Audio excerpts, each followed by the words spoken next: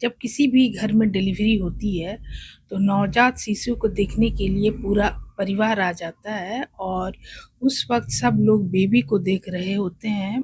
माँ के अंदर में क्या चल रहा है ये बहुत लोग घर में नहीं समझ पाते हैं। मेरी बेटी ने भी जब पहली बार अपने बच्चे को गोद में लिया तो उसकी आंखों में ढेरों खुशियाँ थी, पर एक अनजाना डर भी था। उसी डर को मैं आज की इस एपिसोड में आपके सामने रखने वाली हूँ। अगर आप फर्स्ट टाइम मॉम हैं या डिलीवरी होने वाली है तो ये वीडियो आपके लिए है। नॉर्मल डिलीवरी हो या C section, body extreme stress से गुजर रही होती है। अगर आपकी डिलीवरी नॉर्मल है तो लोअर बॉडी में पेन, ब्लीडिंग स्टार्ट होती है और स्टिचेस हो सकते हैं। अगर सी सेक्शन है तो गैस प्रॉब्लम, चलने में दिक्कत और इंसिशन पेन होती है। अगर डॉक्टर अलाउ करते हैं तो लाइट वॉकिंग जरूर करें, इससे ब्लड क्लॉट का रिस्क कम होता है। डिलीवरी के बाद ब्लीडिंग होना बेहद नॉर्मल है। पहले 2-3 दिन ब्राइट रेड ब्लड और क्लॉट्स आ सकते हैं। अगर एक पैड 1 घंटे में कम्प्लीटली सोख हो रहा हो और क्लॉट्स बड़े आ रहे हों और आपको डिजीनेस या फेंटिंग फील हो रही हो तो अपने डॉक्टर को इन्फॉर्म जरूर करें। डिलीवरी के 24 घंटे बाद हार्मोन सडनली ड्रॉप करते हैं। ऐसे में माँ को रोना आ सकता है, एंजाइटी फील हो सकती है या फिर ओवर थिंकिंग होती है। ये बेबी ब्लूज हो सकता है।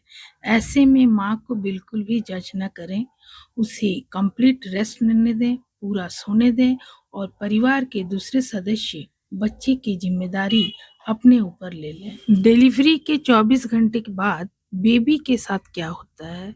लोगों की यही शिकायत होती है कि बच्चा बहुत ज़्यादा सो रहा है, मगर ये भी नॉर्मल है कि बच्चा 16 से 18 घंटे तक सो सकता है।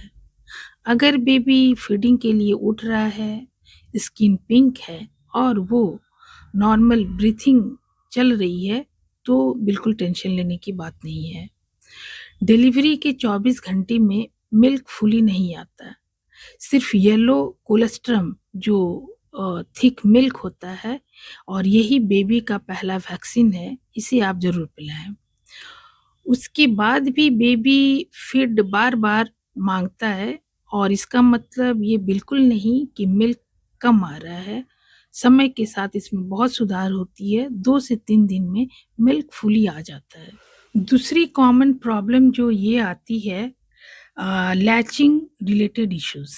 इसमें बेबी निप्पल नहीं पकड़ रहा होता है या फिर निप्पल पकड़ रहा है पर पेन हो रही है।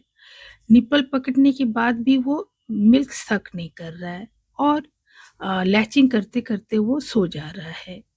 इसके लिए आप लैक्टेशन कंसल्टेंट से आप हेल्प लेने में बिल्कुल शर्म ना करें।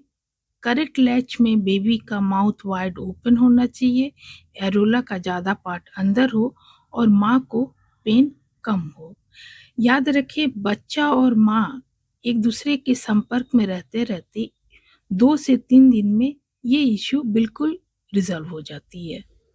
जब मैं अपनी बेटी को देख रही थी तब मुझे समझ में आया कि एक बच्चे के जन्म के साथ-साथ एक माँ का भी नया जन्म होता है और उसे भी समय चाहिए होता है सीखने के लिए। इस जर्नी की शुरुआत में आप परफेक्ट नहीं हो सकती हैं।